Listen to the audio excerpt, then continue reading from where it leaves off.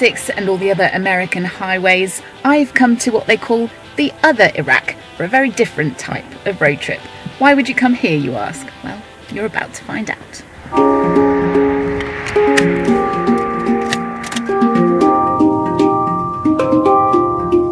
In a country ravaged by war, the semi-autonomous northern area of Kurdistan is considered by most travel advisories as relatively safe. Thanks to a no-fly zone introduced in 1991 to protect the Kurds from Saddam Hussein, the region has had more of a chance to repair and develop than the south.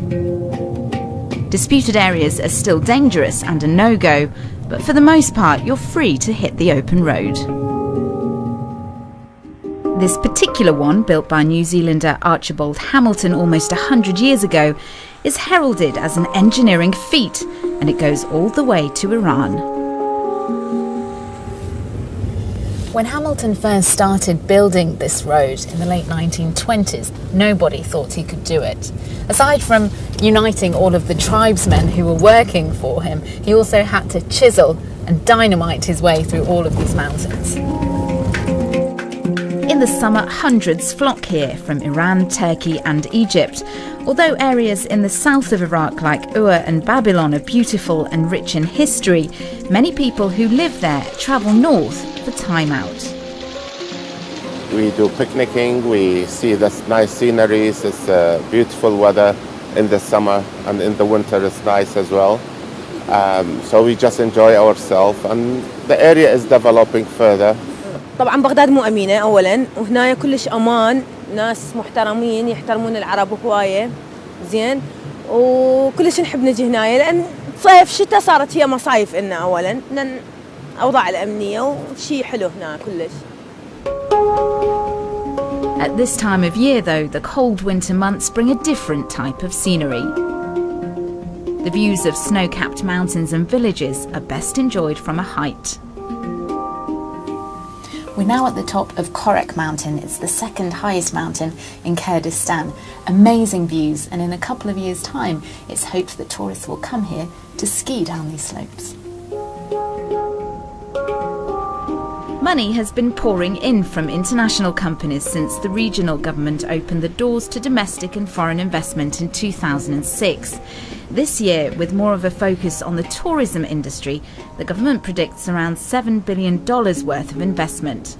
24 airlines now fly into Erbil airport, and more than 500 3- to 4-star hotels have been built.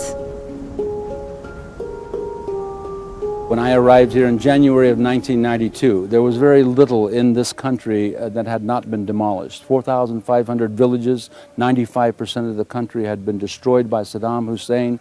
Many villages gassed. There were no eggs to buy in the bazaar because the chickens had all been killed. There was nothing, little fuel, few cars. And we have watched over the course of 20 years a region emerge from the ashes of that disaster to become a very dynamic, democratic society and becoming a very prosperous society.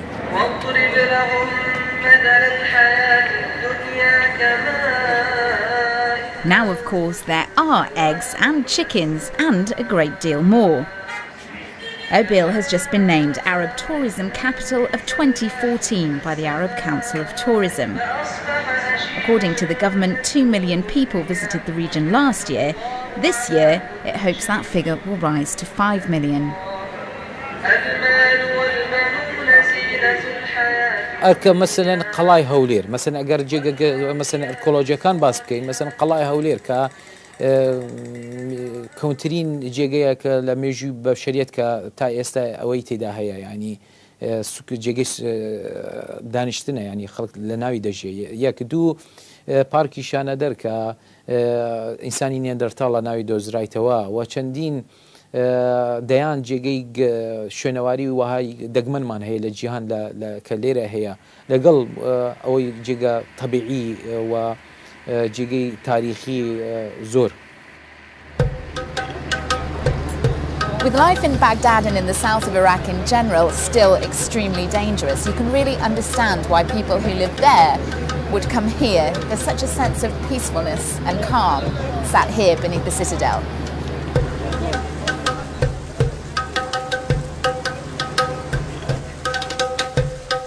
But in disputed territories like oil-rich Kirkuk and Mosul, where travel is not advised, fighting still continues. Thousands of troops line the borders as some Kurds push for greater autonomy and even full independence for their state. And it's because of that tension that the region still has a hard time convincing the outside world it's different from the south. General tourism is going to explode before very long. It can't quite happen yet, however, because the security isn't absolutely perfect, and that's not surprising. So don't travel unless you've got yourself well organised, you're with other people, your route is known, you've told people where you're going, you know what you're doing, and you're capable of handling the consequences. This week is the 10-year anniversary of the US-led invasion. Today, the Kurds no longer fear persecution from Saddam Hussein, and instead of looking to the past, many now say they have the freedom to focus on their future.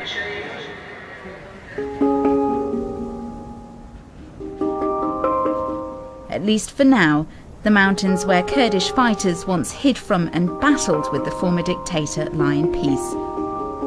Their beauty admired by Hamilton Road drivers, eager to see the place they call the other Iraq.